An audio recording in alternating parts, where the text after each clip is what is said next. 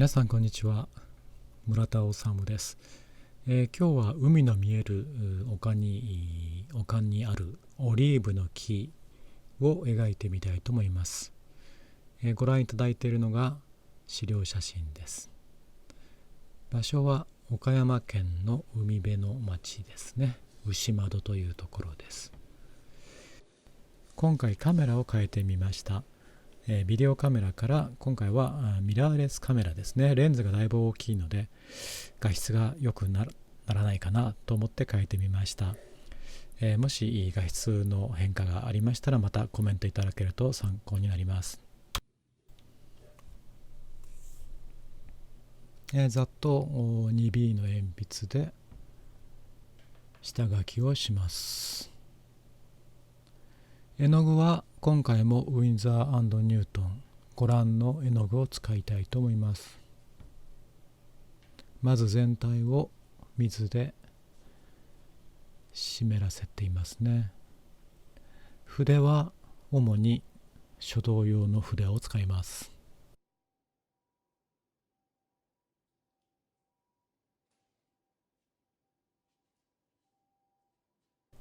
スピードはすべてノーマルスピードになります。一度こうやって水で濡らすとですね、乾かないうちにさっさと塗らないといけないので、ちょっとさっさやる感じですね。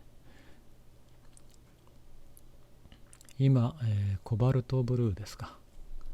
コバルトブルーですね。それからパーマネントローズを混ぜていますね。ちょっとローシェンナーも混ぜたかな。そうですね。ローシェンナーも混ぜてグレーっぽい色にして暗いところ、雲の暗いところを塗ったりしています。どうやって塗ろうかなとか考えながらやってるんですけど、今回は全体塗っておこうと。で手前だけ少し黄色っぽいので、ここはイエローカーを塗っておきますね。で光のところというか、明るい部分が資料写真でわかるかと思いますけれども、そこでちょっと黄色っぽいので、全体塗った後一度乾かしました。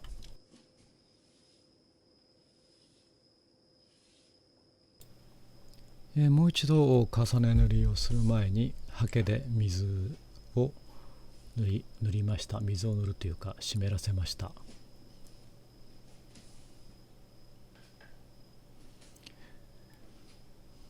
で、これはウィンザーオレンジですよね。ウィンザーオレンジをランダムに近い感じで塗っています。そしてこの辺もパーマネントローズですね。ランダムに塗っています。いろんなところにね、いろんな光が感じられるようにしたいなと思っていますので、このようにランダムに塗っています。このブルーを塗っているときはちょっと資料写真を見ていますね。色自体はいつものことなんですけど、あまり写真にとらわれないように、なるべく面白い感じにしたいなと思っていますので、写真そっくりに、絵を描くということにあんまり僕は価値を見出していないというかね、練習の時はね、そういうこともすごく大事ですけれども、今描いているこの牛窓のエリアはですね、オリーブの木がいっぱい植えてあるオリーブ園があって、本当とても景色がいいところです。僕も何回もね行って、過去にもここの絵をアップしていると思いますけれども、こういったところに行った時にですね、なるべくいっぱい資料写真を撮ってきて、後でゆっくり家で描かれると楽しいのではないかと思います。なかなかね、その場所で描くのも本当はいいんですけれども、難しいことが多いかと思いますので、今ね携帯でたくさん写真が撮れますので、気楽に写真が撮れますので、後でゆっくりですね、水彩画にするのは本当に楽しいと思います。一番大事にしているのは明度ですね。明るさのところは、色は変えたとしても明るさは白写真に沿って、描くようにしています。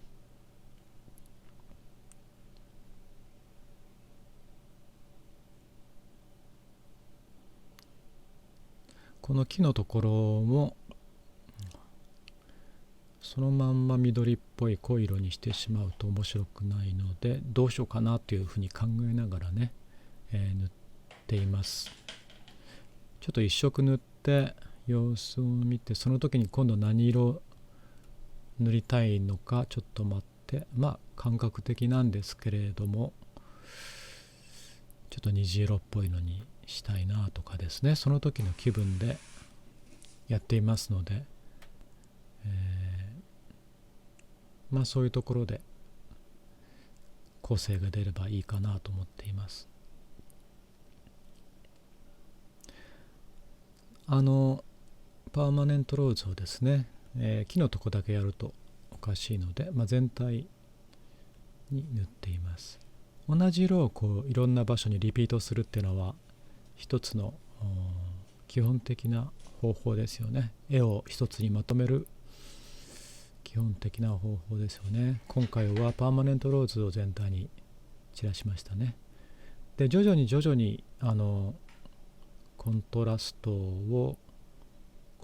ていうか明度を低い、濃い色ですよね、塗っています。今木の影の部分です。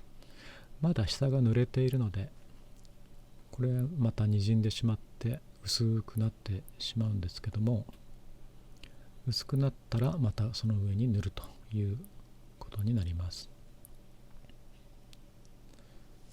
まだ全体に濡れている段階で、ちょっと雲のところにも色をリピートします。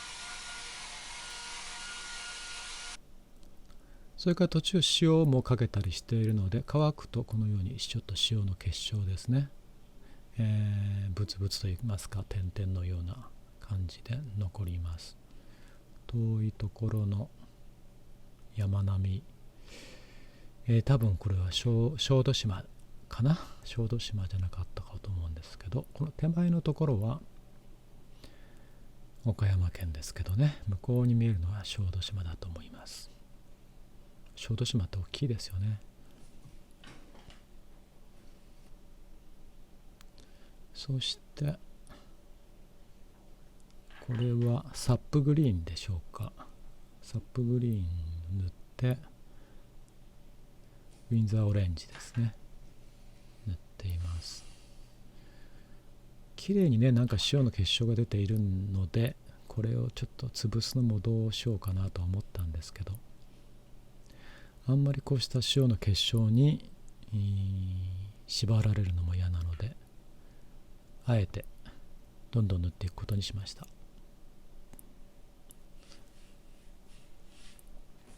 海のところを塗っています。これ手前の木ですよね。ちょうど南斜面で瀬戸内海に向けて丘陵地帯といいますかね、オリーブの林があります。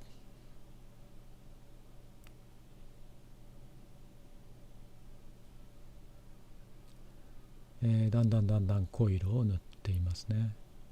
先ほど塗った木の影のところ、やはりにじんでしまってぼんやりしてしまったので、もう一度その上に影の部分を塗ります。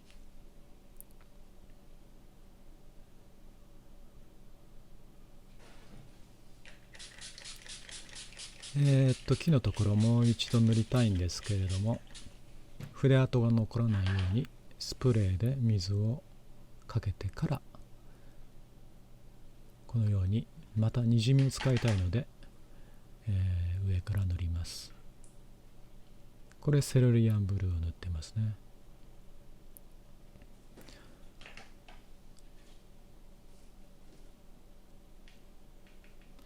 フレンチウルトラマリンですね。それにバーンとシエナを混ぜて、かなり濃い色を思い切って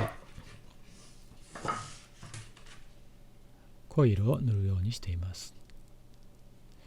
少し傾けていたので、この段階で完全に平らにしました。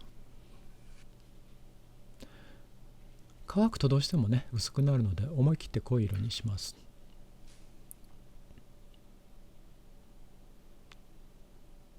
手前の植物といいますか草といいますかもこれは感覚的にささ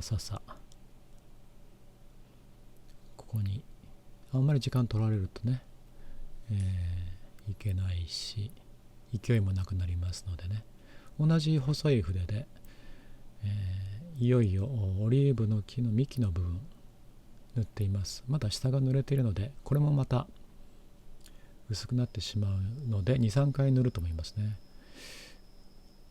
だいたいちょっと編集しましたけれども乾燥してきました。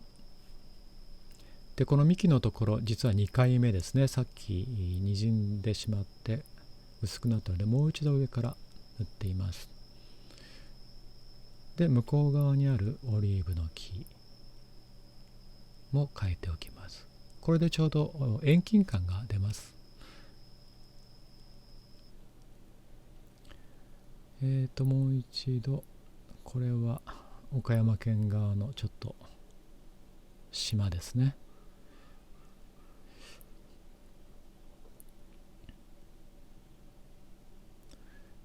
さあどの辺でストップするかというのを考えながら今塗ってますけれども、あまり描きすぎてもいけないし、少し木の先だけ細かい葉が出るようにねしています。でガッシュをやはり入れましょうということで、いつものようにホワイトガッシュ飛ばしました。それからこれリフトアウトですね。水をつけた筆を、硬い筆を使って、これも悪い筆ですね。アクリル系の絵に使う硬い筆ですが、それでちょっと光を描いています。絵の具を取ることによって光を描いています。ちょっと枝のところ、細かいところを訂正をしますね。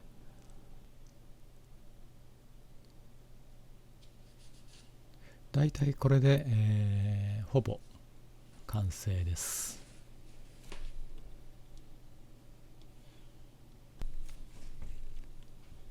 はい、これが一応完成した絵になります。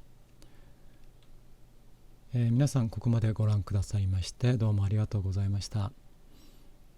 皆さんの参考になれば幸いです。それでは水彩画を描いて幸せになってください。またお会いしましょう。